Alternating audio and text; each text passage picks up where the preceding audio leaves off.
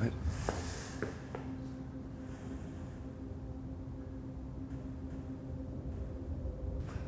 Hi, I'm Archie Smith. In November 2020, I lost my younger brother Sebastian to suicide, and this is my story. My mother Wilhelmina met my stepfather Anthony when I was 18 months old, and he's a great man. He took in me and my older sister Gemma and raised us as his own. And then firstborn was Sebastian when I was 4, followed by Isaac, and then the baby of the family, Violet. And in 2007, we adopted my other younger brother, Abib, when he was 5 years old, from Sierra Leone in Africa. That's my crew, that's my family. We're a bit different, but I love them all. They're my favourite people on this earth. As you can imagine, as a 4-year-old, and you've only had an older sister, you find out you're having a younger brother. So I'm 4 years old, and Sebastian's born, and he completely changed my life. He made everything great. We were quite inseparable pretty much through all our childhood. We were very outdoorsy. He was a freak of nature, you know. He was born with the six-pack type kid, and we used to jump from trees, ride our bikes everywhere, climb mountains, do all that type of stuff. But one thing he possessed from a very young age was he was super compassionate and had a huge heart, and he was fiercely loyal to his friends, and particularly his family. He was super protective.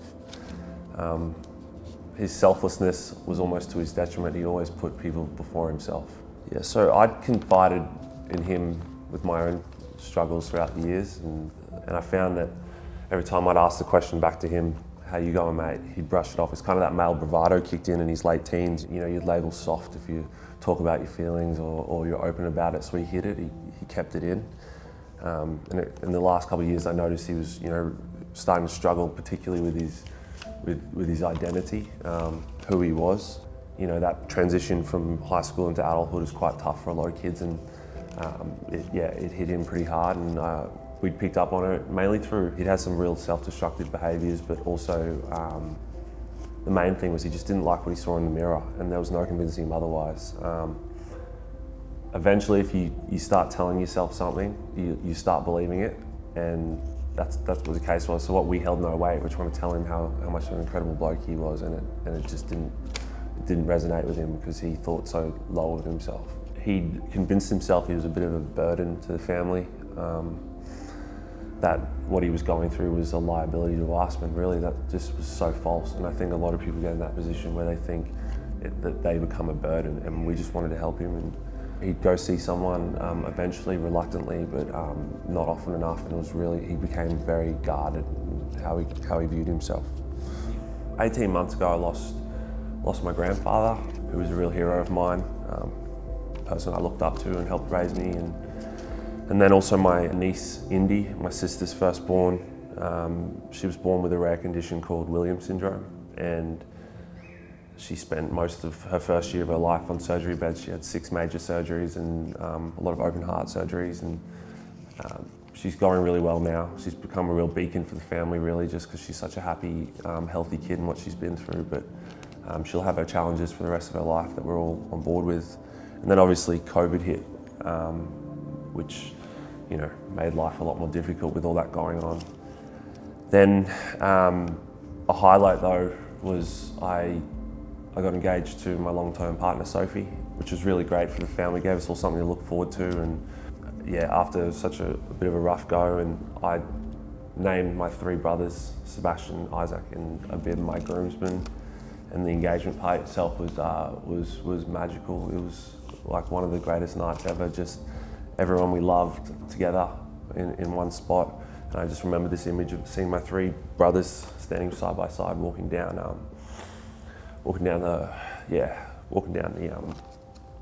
entering the party, and just being super proud.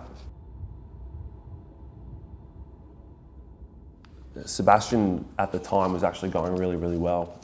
He started working with my stepdad.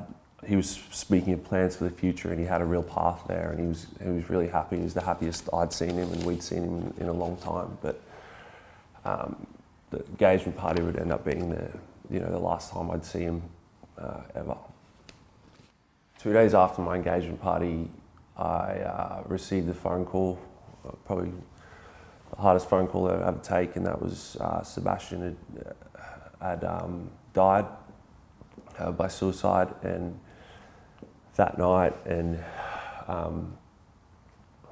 the week leading up, it was a bit of a blur. We were obviously heartbroken and in disbelief, and you know, the funeral, it was one of the worst days of my life. We were flooded with support. It was, the funeral itself was overflowed with people, and I had all my teammates there and staff there, you know, picking me up. But really, I just wanted to be around my family through that time. Yeah, it's something I don't really want to relive, but it's something I got to live. You know, it's something I've got to move on from now. I'm a bit of a bottler of myself emotion. I thought the best thing to do was just to get straight back into training. So 2 days after the funeral, I was back training. I was back training with the boys, and then we went off season, went into pre-season, and I pretty much went the whole way through. And then I pretty much burnt out. I was getting absolutely no sleep. I was having panic attacks, night terrors, highly anxious all the time. I'd go from incredibly angry sometimes to absolutely nothing, flat. I wasn't training very well. And then a couple of injuries struck, and I really just had to sit back and look. And under the direction of Andrew Crow, Danny Daly, the head of football, they sat me down. They said, you can complete your rehab off-site for these injuries that I had. And we thought that was the best thing to do. Sophie had been having to deal with how I was not going very well as doing her own grieving, because her and Sebastian were very close. So we went to the Gold Coast and stayed there for 2 weeks and just pretty much trained, slept and rested. Really, like I said, I hadn't slept in about 3 months, and we trained at local snap fitnesses, local footy ovals, just took the dog for walks, read, listened to music, that type of stuff. It was mainly just give myself a mental and physical rest, as well as time to grieve, which I hadn't done yet, really. I wouldn't say me and my family are 100% now, but from where we were to where we are now is a huge difference. The thing is, life's moving on for the rest of the world, but for us, the gap is becoming noticeable.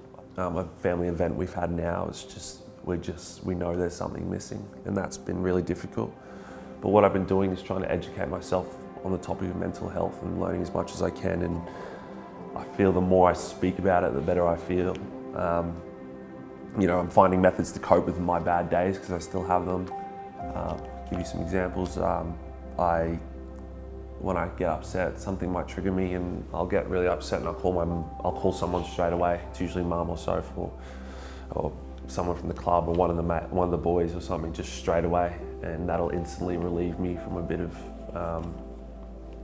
upset. You know, being upset, and we go get a coffee or just chat. I found that an overwhelming amount of people have reached out and resonated with the limited information I've given about Sebastian, and that's ultimately why I decided to do this video and speak out and help. And I really wanted to find a way and get involved, and that's where I came across the push-up challenge, which has been it's been incredible. I've got to meet a lot of incredible families who have been through similar things, and seeing communities rallying around those that are lost. And you know, 1 in 4 people experience mental health issues in their life, and I think what I can do from now is, unfortunately, there's no bringing my brother back, but what I can do is to try and help a lot of people who are in that same position as him. Because the issues are so common, I just can't stress enough the ability to go and speak to someone. And it's not there isn't a specific person that you go speak to. It's who you feel safe with and who you feel comfortable with, and that could range from a partner to a teacher to a sports coach to your parents to a sibling, anyone who you think is going to care, someone who loves you and cares about you, or you feel safe with it, because they're the most likely people to send you in the right direction of these right services that are help. that are going to help. And then I guess the reliance on if you sense someone's a bit down and off is to check on a mate, check on a family friend and let them know that you're there for them and just really investigate what's going on. The fact is I really miss my little brother. I really do. And I kind of refuse to let his last action define who he was, because it wasn't. He had 20 years of living his whole life. He was a beautiful, amazing young kid who I love to death, and I wish we'd help him, because I've discovered and met people who, with the right help, have gone on to lead fulfilling lives and get better. So I just want to show there's no stigma around. It's actually a real strength in saying and putting your hand up and seeking for help. It's not a weakness at all. It's a very difficult thing to do, and people should be encouraged to do it. If you can't change the past, I guess my main message moving forward is just for people to have hope, and hope they can, hope. That's pretty much it.